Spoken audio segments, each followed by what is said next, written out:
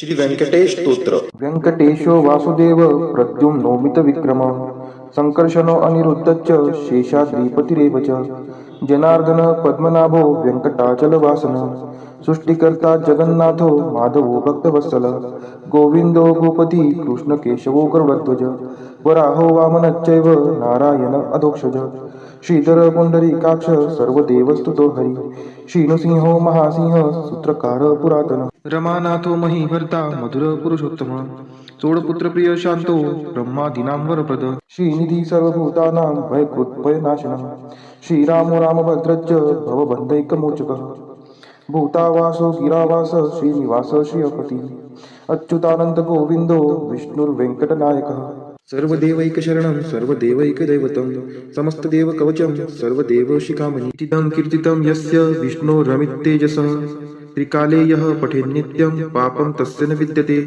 राजद्वारे पठेद्घोरे संग्रामे रिपुसङ्कटे भूतसर्पपिशाचादि भयं नास्ति कदाचन अपुत्रो लभते पुत्रान् निर्धनो धनवान् भवेत् रोगार्तो मुच्यते रोगात् बद्धो मुच्येत बन्धनात् यद्यदिष्टितमं लोके तत्तत् प्राप्नोत्य संशयः ऐश्वर्यराजसम्मानं भक्तिमुक्तिफलप्रदं विष्णोर्लोकैकसोपानं सर्वदुःखैकनाशनं सर्वैश्वर्यप्रदं नृणां सर्वमङ्गलकारकं मायावी परमानन्दं त्यक्त्वा व्यङ्कटमुत्तमं स्वामी पुष्करिणीतीरे रमया सह मोदते कल्याणाद्भुतगात्राय कामितार्थप्रदायिने श्रीमद्वेङ्कटनाथाय श्रीनिवासाय ते नमः वेङ्कटाद्रिसमं स्थानं ब्रह्माण्डे नास्ति किंचन वेङ्कटेशसमो देवो न भूतो न भविष्यति इति ब्रह्माण्डपुराणे ब्रह्मनारद संवादे श्री वेंकट स्तोत्रम संपूर्ण.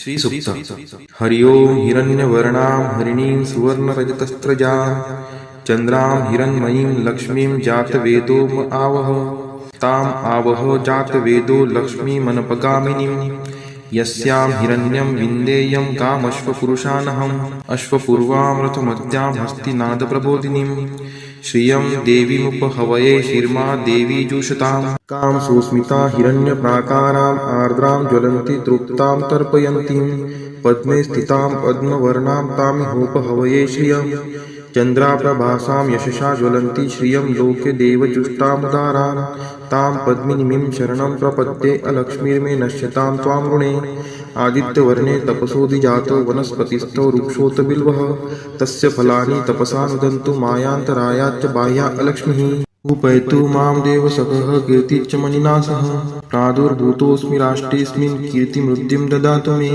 क्षुत्पिपासामलां ज्येष्ठाम् अलक्ष्मीं नाशयाम्यहम् अभूतिं समृद्धिं च सर्वा निर्नुद्मे गृहात् गन्धद्वारां दुराधर्षां निष्टपुष्टां करीषिणीम् ईश्वरी सर्वभूतानां तामिहोपहवये श्रियं मनसः काममाकुतिं वाचः सत्यमशीमहि पशूनां रूपमन्नस्य मयि श्रीशयतां यशः कर्दमेन प्रजावृता मयि सम्भवकर्दम श्रियं वासय मे कुले मातरं पद्ममालिनीम् आपः स्रजन्तु स्निग्धानि चिक्लितवसमे गृहे नीच देवीं मातरं श्रियं वासय मे कुले आर्द्रा यः करणीं यष्टिं सुवर्णां हेमालिनीं सूर्यां हिरण्मयीं लक्ष्मीं जातवेदोम आवह आर्द्रां पुष्करिणीं पुष्टिं पिङ्गलां पद्ममालिनीं चन्द्रां हिरण्मयीं लक्ष्मीं जातवेदोम आवह ताम् आवह जातवेदो लक्ष्मीमनपगामिनीं यस्यां हिरण्यं प्रभूतं गावो दासोऽश्वान् विन्देयं पुरुषानहं यः शुचिः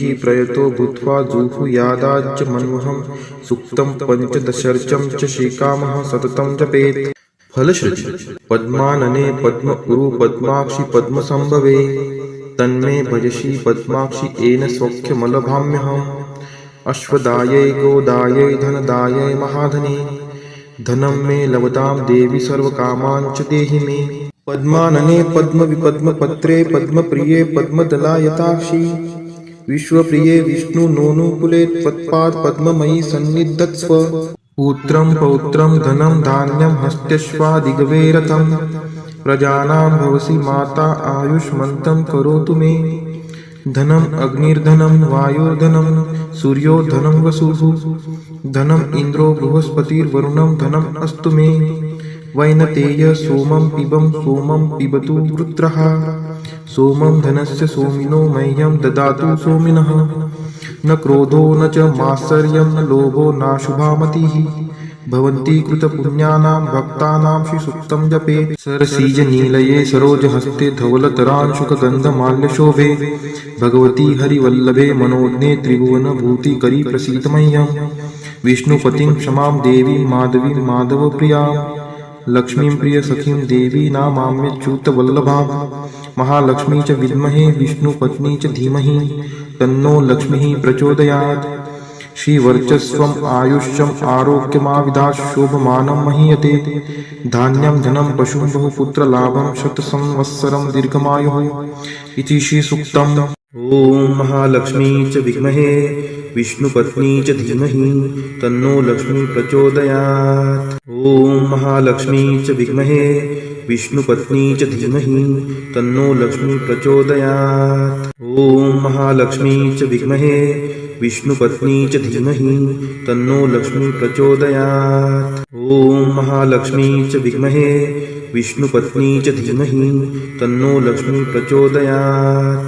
ॐ महालक्ष्मी च विद्महे विष्णुपत्नी च धीमहि तन्नो लक्ष्मी प्रचोदयात्। ॐ महालक्ष्मी च विद्महे विष्णुपत्नी च धीमहि तन्नो लक्ष्मी प्रचोदयात्। ॐ महालक्ष्मी च विद्महे विष्णुपत्नी च धीमहि तन्नो लक्ष्मी प्रचोदयात्। ॐ महालक्ष्मी च विद्महे विष्णुपत्नी च धीमहि तन्नो लक्ष्मी प्रचोदयात्।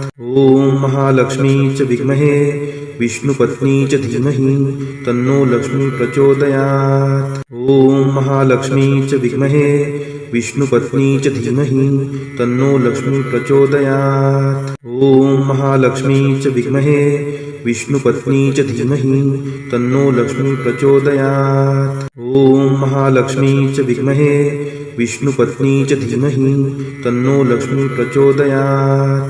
ॐ महालक्ष्मी च विद्महे विष्णुपत्नी च धीमहि तन्नो लक्ष्मी प्रचोदयात्। ॐ महालक्ष्मी च विद्महे विष्णुपत्नी च धीमहि तन्नो लक्ष्मी प्रचोदयात्। ॐ महालक्ष्मी च विद्महे विष्णुपत्नी च धीमहि तन्नो लक्ष्मी प्रचोदयात्। ॐ महालक्ष्मी च विद्महे विष्णुपत्नी च धीमहि तन्नो लक्ष्मी प्रचोदयात्। ॐ महालक्ष्मी च विद्महे विष्णुपत्नी च धीमहि तन्नो लक्ष्मी प्रचोदयात्। ॐ महालक्ष्मी च विद्महे विष्णुपत्नी च धीमहि तन्नो लक्ष्मी प्रचोदयात्। ॐ महालक्ष्मी च विद्महे विष्णुपत्नी च धीमहि तन्नो लक्ष्मी प्रचोदयात्। ॐ महालक्ष्मी च विद्महे विष्णुपत्नी च धीमहि तन्नो लक्ष्मी प्रचोदयात्। ॐ महालक्ष्मी च विद्महे विष्णुपत्नी च धीमहि तन्नो लक्ष्मी प्रचोदयात्। ॐ महालक्ष्मी च विद्महे विष्णुपत्नी च धीमहि तन्नो लक्ष्मी प्रचोदयात्। ॐ महालक्ष्मी च विद्महे विष्णुपत्नी च धीमहि तन्नो लक्ष्मी प्रचोदयात्। ॐ महालक्ष्मी च विद्महे विष्णुपत्नी च धीमहि तन्नो लक्ष्मी प्रचोदयात्। ॐ नारायणाय विद्महे वासुदेवाय धीमहि तन्नो विष्णु प्रचोदयात्। ॐ नारायणाय विद्महे वासुदेवाय धीमहि तन्नो विष्णु प्रचोदयात्। ॐ नारायणाय विद्महे वासुदेवाय धीमहि तन्नो विष्णु प्रचोदयात्। ॐ नारायणाय विद्महे वासुदेवाय धीमहि तन्नो विष्णु प्रचोदयात्। ॐ नारायणाय विद्महे वासुदेवाय धीमहि तन्नो विष्णु प्रचोदयात्। ॐ नारायणाय विद्महे वासुदेवाय धीमहि तन्नो विष्णु प्रचोदयात्। ॐ नारायणाय विद्महे वासुदेवाय धीमहि तन्नो विष्णु प्रचोदयात्। ॐ नारायणाय विद्महे वासुदेवाय धीमहि तन्नो विष्णु प्रचोदयात्।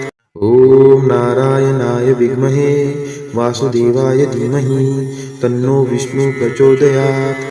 ॐ नारायणाय विद्महे वासुदेवाय धीमहि